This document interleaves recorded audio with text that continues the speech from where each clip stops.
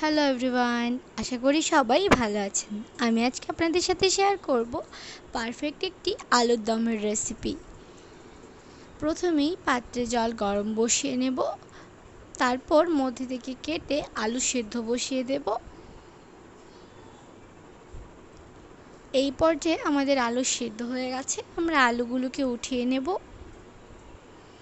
এবং প্যানে তেল দিয়ে দেব।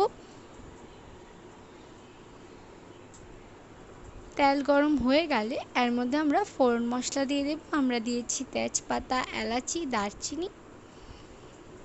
এবার আমরা এর মধ্যে দিয়ে দেব পেঁয়াজ কুচি। পেঁয়াজের সাথে আমরা আবার 2-3 কোয়া রসুনও ফালি করে দিয়ে দিয়েছি।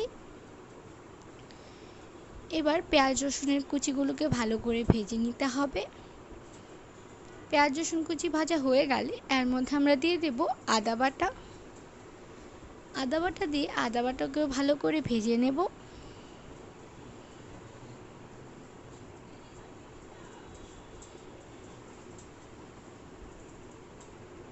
এরপর আমরা এবার অন্যান্য গুঁড়া মশলাগুলো দিয়ে দেব।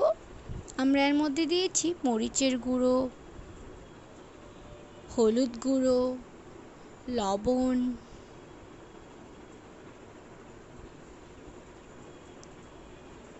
জিরা বাটা এবং ধনিয়া গুঁড়ো। ধনিয়া গুঁড়ো অল্প পরিমাণে দিতে হবে। এবার আমরা গুঁড়া মশলাকে সামান্য নেড়ে এর মধ্যে মশলাটা কষানোর জন্য দিয়ে দেব পরিমাণ মতো জল। এবার জল দিয়ে মশলাটাকে আমরা ভালো করে কষিয়ে নেব। এবার নেড়ে নেড়ে মশলাটাকে ভালো করে একটু সময় নিয়ে কষিয়ে নিতে হবে। মশলা থেকে তেল বেরিয়ে আসলেই কষানো হয় না, তারপরেও একটু নেড়ে নেড়ে ভালো করে কষিয়ে নিতে হবে।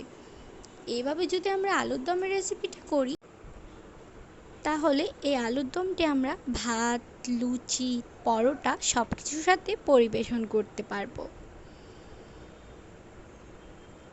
এই পর্যায়ে আমাদের মশলা থেকে প্রায় তেলটাও বেরিয়ে এসেছে। এখন আমরা একটু সামান্য আবার ভালো করে মশলাটাকে কষিয়ে নেব।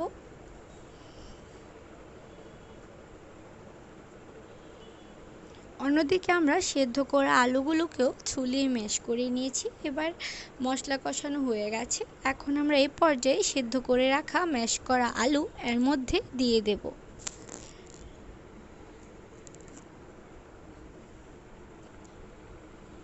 এবার আলু দিয়ে মশলার সাথে আলুগুলোকে ভালো করে নেড়ে দিতে হবে। আলুগুলোকে ভালো করে মশলার সাথে মিশিয়ে নিতে হবে, যেন আলুর মধ্যে মশলাগুলো ভালো করে ঢুকে যায়। এবার আলু দিয়ে মশলাটার সাথে আবার একটু কষিয়ে নিতে হবে নেড়ে নেড়ে।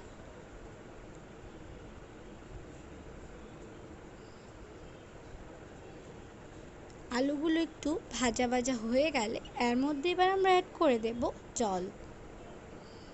আপনারা যতটুকু ঝোল রাখতে চান সেই পরিমাণেই জল ব্যবহার করবেন।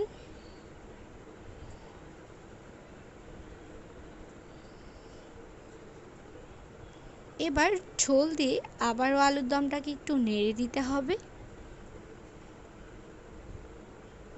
আমাদের ঝোল কম মনে হয়েছিল, তাই আমরা আবার একটু জল অ্যাড করে নিলাম। এই তো নেড়ে জল কমে আসলে আমরা এর মধ্যে অ্যাড করে দেব কাঁচামরিচ কুচি। এবার কাঁচামরিচ কুচি দিয়ে আবার আলুর দমটাকে একটু ভালো করে নেড়ে দিতে হবে।